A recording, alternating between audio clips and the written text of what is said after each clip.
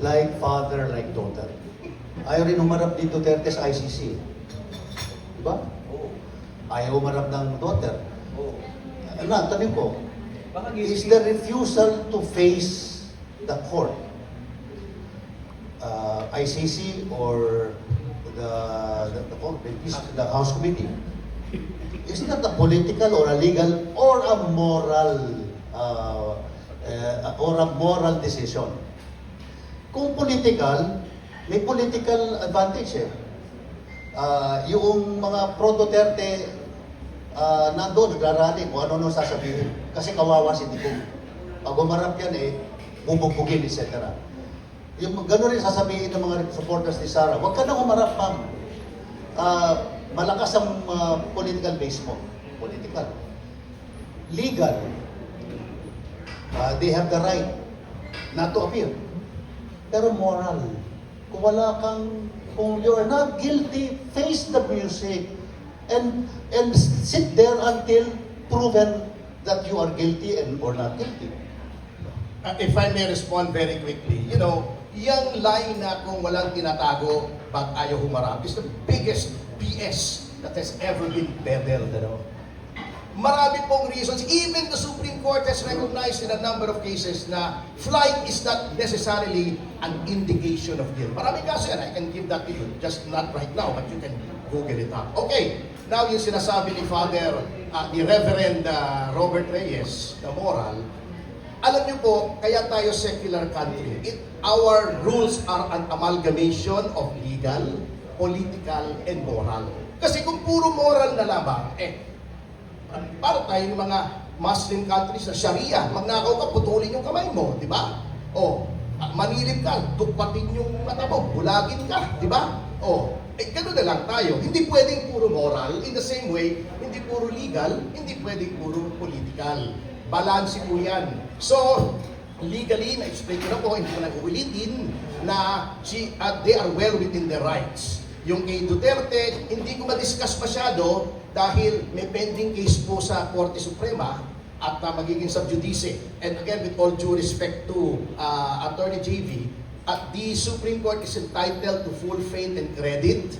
Kahit even if you disagree, wag tayo sanang magbibigay ng any insinuations or allusions na something is going on aside from the legitimate processes of adjudicating cases. Lalo na kung wala tayong pruweba. Sabi nga nila, the Supreme Court is not final because it is infallible. It is infallible because it is final. We may debate to death yung mga kaso roon, pero pag naglabas na po yan, wag na po natin salaulain yung motibo unless may pruweba po tayo.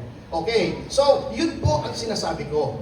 They are well within the rights. Yung sa ICC, there are jurisdictional, political, and other questions na nasa Supreme Court. Hindi pa naman po ako makapag-komento. But rest assured, hindi po dahil guilty kaya ayaw humarap. Not necessarily the case. And I'm sure a lot of people will agree with me on that.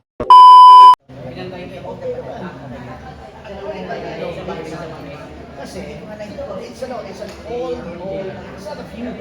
It's something in repeated space. Kasi noong mainit yung Bong Navarre na kaso ng Isete, si ating Rod Cornejo, was old and dear. Approach me and he told me, sabi niya, hihirapan siya kasi ang daming pati siya. He decided na for Malak, we will get one lawyer. Sabi niya, pwede ba? Walang pambayad sa fees. Pwede ba ikaw? Ako. I said, okay, fine. Magandang yan si Rod. I had a problem with GMA7. Isang artista yung ayos niya. So, nung maandar si San Panero. Uy, punta niyan na. Pinalawag tayo. Pag-start ko dito sa impeachment, pro or against, I mean, for the hearing. Conviction. Oo. Ano conviction naman, Father Robert? Hindi kami naglalayo dito. Conviction, matagal pa yun. Oo. Ito kasi, ako sa gusto. Bakit? Manila Pin. Ay, kayo. Sabay kami na ako ng edit na ito eh. Manila po. Bakit hindi ako binibigyan? Nakikita eh. Pangalan daw pangharap mo lang sa... Hindi, pare lahat ng dito. Lahat ng pinapasok natin nga yung Japan eh. Pati nga yung kay JB. Ha? Pati nga yung librong binigay sa akin ni Vic Rodriguez, yung The Kingmaker. Binasa ko yun. It is an outstanding work of fiction. Hindi ko sinabi. Kasi, ano ba naman mapupulot ko, baby? How to betray your boss. Pero, at least tayo pare. Pare, tayo. Ikaw consistent ka. Tayo rin. Tayo rin. Consistent ko. Yun yun, di ba? I respect you more than that. I respect people who are like that. Kahit kontra sa akin. Consistent. Yan ang maganda kwento lang. Maganda kwento lang. Diba? Huwag naman yung taka. Ayaw mo din naman yung taka na kalaban. Kaya wala akong binibili banso. As late as 2025, kinukupakin niya si Sarah pagkatapos. Kung may story sinasabi niya. Hindi ko kahit pare. Karahin mo naman yun.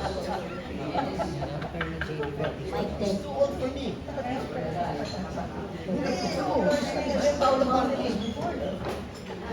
Magandang umaga po sa ating lahat. Mag-uupusan na po ang agenda pagkatapos lamang ng ODB. Thank you. Okay. Boss, Cold water.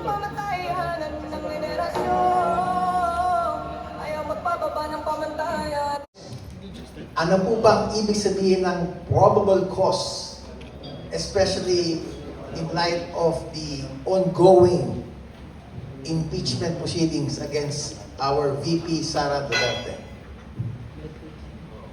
Magandang araw, magandang oras po sa inyong lahat. Ako po si Attorney Fred Mison, ang inyong moderator dito sa The Agenda at Tribute Hotel. This program is brought to you by Impact Publishing in cooperation with EFG Consulting Incorporated. Today, I promise you we will have a very interesting and perhaps the most exciting for this year, given the panel of our resource speakers. Fireworks or no fireworks, masaya po tayo ngayong araw. And without further ado, allow me to introduce our guest today. To my left, he is the Deputy Spokesperson for the Partido Democratico Pilipino. He is the Managing Partner of Topacio Law Office.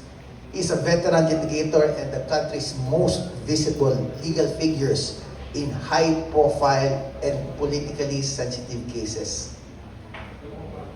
Allow me to introduce to you Attorney Ferdy Topacio. Good morning, sir. Yes, good morning. And to my right, convener of Clergy for Good Governance, often referred to as the running priest. Pare, nakulong, mahilig sa protesta, at hindi natatakot. He has been actively involved in various civic and religious movements that promote transparency, human rights, and ethical leadership. Welcome po to our show, Father Robert Reyes. Thank you po. And finally, mainstay na po natin dito, ang ating legal counsel and constitutional expert and convener of Artikulo 11. He is a respected lawyer in legal research, public policy, and governance issues, and been actively involved in discussions and initiatives related to constitutional accountability, particularly impeachment processes in the Philippines. Welcome to our show, Attorney J.V. Bautista. Good morning, and thank you for having me here with this very colorful gentleman. Okay.